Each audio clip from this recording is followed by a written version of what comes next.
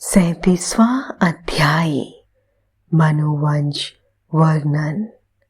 सूत जी बोले, ऋषिगण, मनु जी की नाक से इक्ष्वाकु पैदा हुआ था और उसकी 100 संतानें हुई, जिनमें सबसे बड़ा विकुशी अयोध्या का राजा बना। उसने एक दिन वन में शश को खा लिया था। उसी दिन से यह शशाद नाम से प्रसिद्ध हुआ।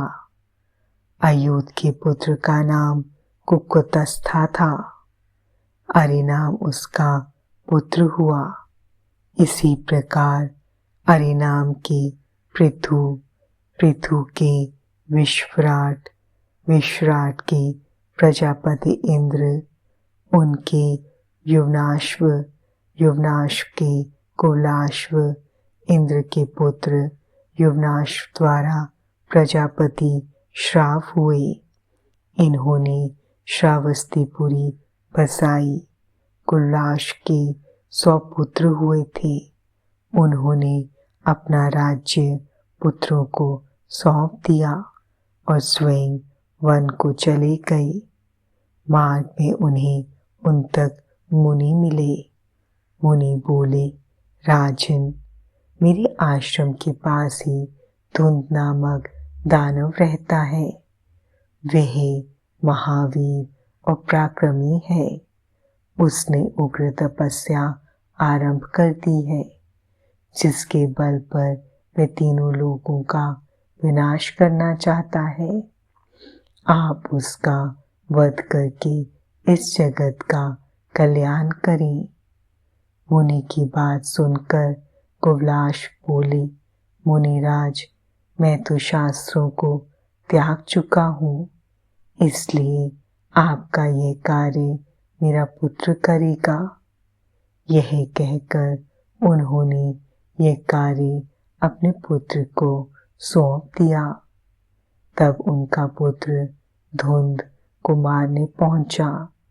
धुंध ने उनको अपनी ओर आता देखकर उन पर आक्रमण कर दिया। तब कुवलाश पुत्र ने बहादुरी से युद्ध कर धुंध का वध कर दिया। उनतक ऋषि ने उसे अपराजित रहने एवं अक्षय धन प्राप्ति का वर प्रदान किया। उनके पुत्रों में त्रिराशव का, हर्षव, हरिसव का, निकुंभ एवं रहताश्व, कृशाशव एवं हेमवती कन्या उत्पन्न हुई। उसके प्रसेनजित नामक पुत्र हुआ।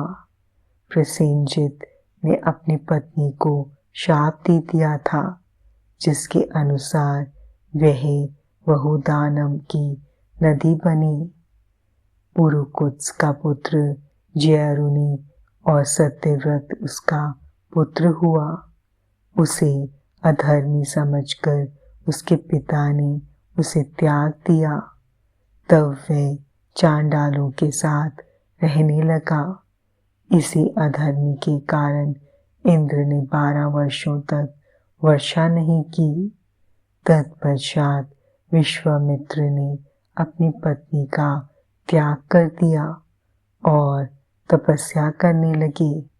उनकी पत्नी ने अपने पुत्र का गला बांधकर उसे 100 गायों के बदले बेच दिया। सत्यव्रत ने ही उसे बचाया। गला बांधने के कारण उसका नाम गालव हुआ।